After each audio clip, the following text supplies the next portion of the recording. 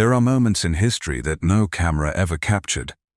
Moments that lived only in the memory of the people who were there, and even they were never entirely sure what they had witnessed. This is one of those moments. Las Vegas, Nevada. The summer of 1969. The city was a different animal back then. Neon signs burned hot against the desert night sky. The air smelled of cigarette smoke and something electric, the particular voltage of ambition and excess that had made Las Vegas the capital of American performance. You could feel it in the carpet of the casinos, in the laughter that never quite stopped, in the way time seemed to move differently inside those walls, faster and slower all at once. Two worlds were colliding that summer. Two Americas. Two entirely different ideas about what it meant to stand before people and sing. And at the center of both stood two men who had no idea they were about to occupy the same room. Elvis Aaron Presley was 34 years old that summer, and he was in the middle of something the music world had not expected. After years of Hollywood films that had dulled his edge, after a long public silence that had worried his most devoted fans, Elvis had returned. His 1968 television special had reminded an entire generation why they had first screamed his name.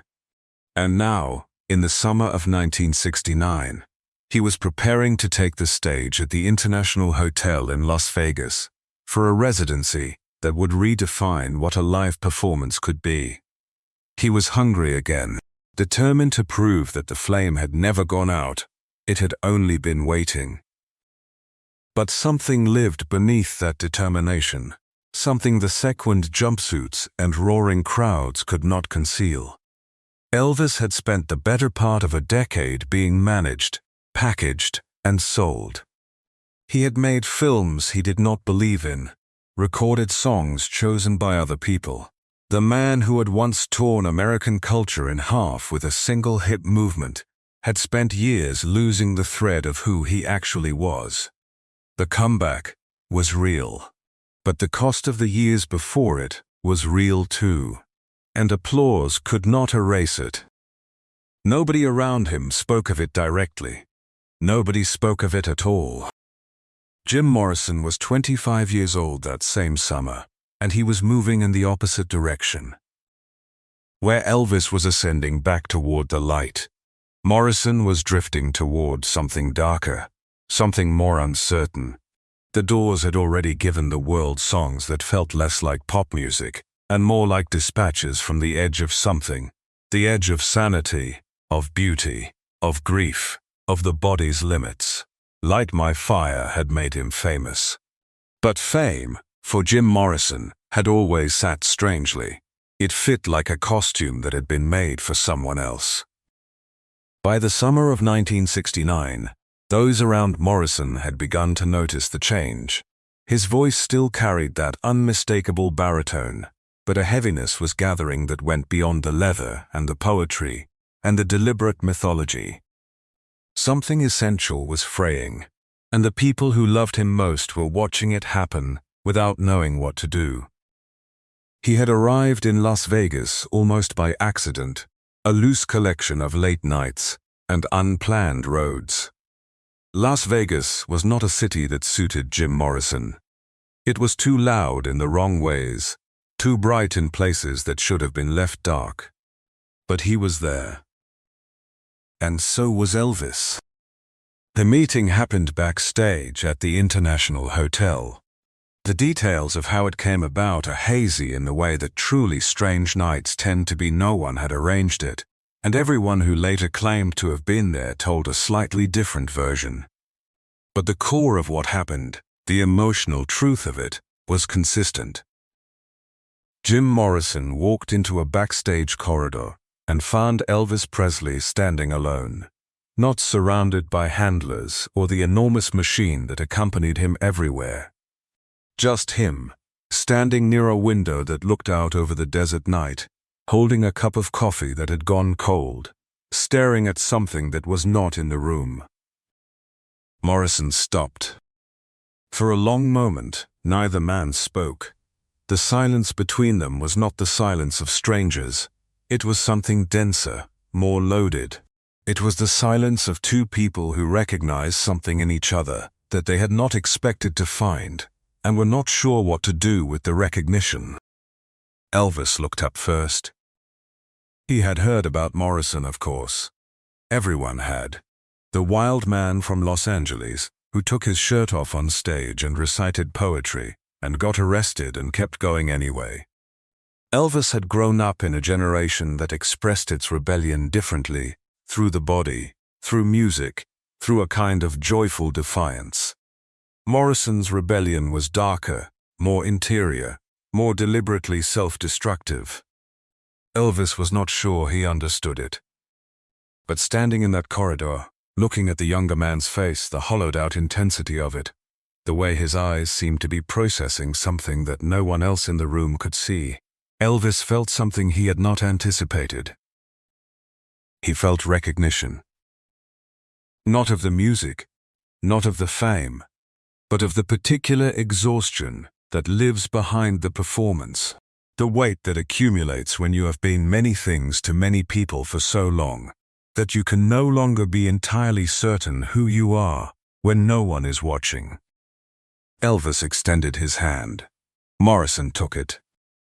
And then, for reasons that neither man ever fully explained to anyone, they sat down together. Not in a dressing room full of people. Not in a green room with music playing and conversation filling the air. In that corridor, on a pair of metal chairs that someone had pushed against the wall, with the distant sound of the casino floor seeping through the walls like water through old stone. What they said to each other has never been fully documented. The people who glimpsed them through doorways described the same image. Two men talking quietly, leaning toward each other in the particular way that people lean when they are saying something true.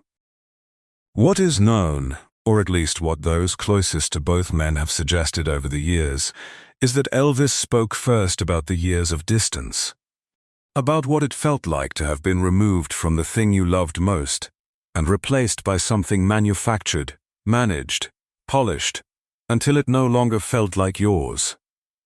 He spoke about returning to the stage and finding that the hunger was still there, unchanged, and about the fear that lived alongside it, that the years away had taken something he could not name and could not get back. Morrison listened. He was a man who listened with his whole body, who gave silence the weight of a spoken response. Then he said something that the accounts agree on, though the exact words shift from telling to telling. He said he understood the fear, but that his own fear was different. Not of losing something, of never having fully found it, of having walked onto every stage, carrying a version of himself that was enormous and real, but somehow still not the complete truth. The music kept pointing towards something he could not quite reach, no matter how far he went or how much he stripped away. Elvis was quiet for a long time after that. Then he said, simply, "The stage gives you everything, and it takes everything. What you do with what's left, that's the real question." Morrison looked at him for a moment with those dark, unreadable eyes. Then he said, "I'm still trying to figure out what's left." They sat a while longer. The conversation moved, the way real conversations do, through and around the things that mattered, without always landing directly on them.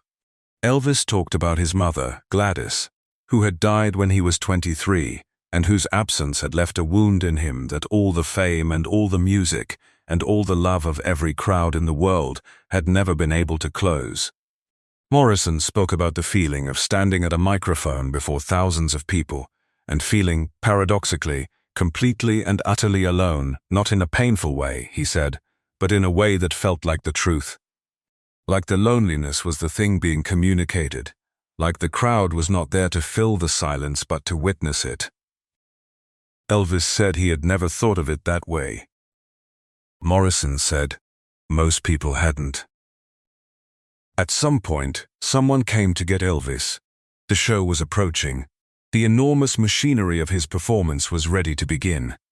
He stood, and the transformation was immediate. The man who had been speaking quietly about loss and the cost of being known became something else, something prepared for the stage. He straightened, his shoulders settled. The weight reorganized itself into fuel. He looked at Morrison one more time before walking away. Later, people who had been close to Elvis in those years said that he spoke about that conversation only once, and briefly. He said he had met a young man who was carrying something beautiful and something dangerous in equal measure, and that he hoped the young man found a way to put the dangerous part down before it was too late.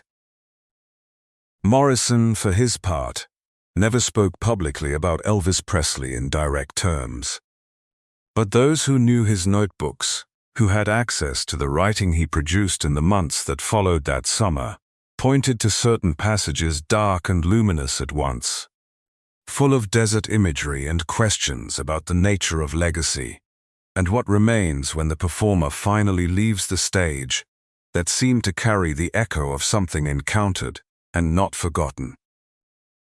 Two men had sat together in a corridor in Las Vegas in the summer of 1969. One was climbing back toward the light. One was drifting, though perhaps not yet irrevocably, toward the dark. They had recognized something in each other that the world, looking at them from the outside, would never have thought to look for. Both men were gone too soon. Elvis Presley died in 1977, at 42. Jim Morrison died in 1971, at 27. The distance between those numbers tells its own story, but both departures carried the same particular grief, the sense of something unfinished, of a conversation still in progress when the line went silent. What the stage gives, and what the stage takes. What remains when the music stops. Jim Morrison was still trying to figure out what was left. Maybe that was the answer all along. Maybe the searching itself, relentless, costly, luminous, was the whole point of everything he ever sang. The neon signs are still burning in Las Vegas. The desert sky still holds the heat long after the sun goes down. And somewhere in the echo of that summer night, two voices are still sitting together in a corridor, leaning toward each other, saying the things that only make sense when the crowd is gone, and the stage is dark, and there is no one left to perform for. Only the truth. And the silence that follows it. There is a particular loneliness that belongs to people who have been seen by millions, and still feel invisible to themselves. Not the loneliness of isolation, but of distance, standing in the center of a full room, feeling the glass wall between you and all of it, clear and impassable. Both Elvis Presley and Jim Morrison knew that loneliness. It was the deepest thing they shared, deeper than the music, deeper than the fame, deeper than the mythology constructed around each of them by an industry that needed its legends to be larger than the actual human beings beneath. Elvis had found his way back to the stage, because the stage was the one place where the glass wall dissolved, where he could be, for the duration of a song, entirely present in a way the rest of his life did not permit. Morrison was seeking something different, but related. He was trying to make the distance between performer and audience into the art itself, to let people feel the unbridgeable gulf between one human consciousness and another, and find, in that feeling, not isolation, but communion. When Elvis walked away that night to take the stage and become once again the thing that the audience needed him to be, something small and unannounced had shifted. It would not show in any newspaper. It would not appear in any biography. But the people close to Morrison, in the weeks that followed, noticed a quality in his writing that had not quite been there before. A stillness, as though something had been, if not resolved, at least named. The songs Jim Morrison had already given the world would outlast the summer. They would outlast the decade, outlast the century, filling the rooms of people who had not yet been born. When he first sang them, filling those rooms with something that felt, against all logic, like a private message written specifically for whoever was listening. That is the real mystery of Jim Morrison, not the mythology or the leather or the early death that sealed him in amber at 27. The real mystery is how music made from such a private interior became something so universally felt. How a wound so specific became a song so communal. Elvis understood it. He had lived his own version. And in a corridor in Las Vegas, with cold coffee and desert heat pressing on a pair of metal chairs, the two men acknowledged it to each other. That acknowledgement was not nothing. In the currency of lives like theirs, it was close to everything.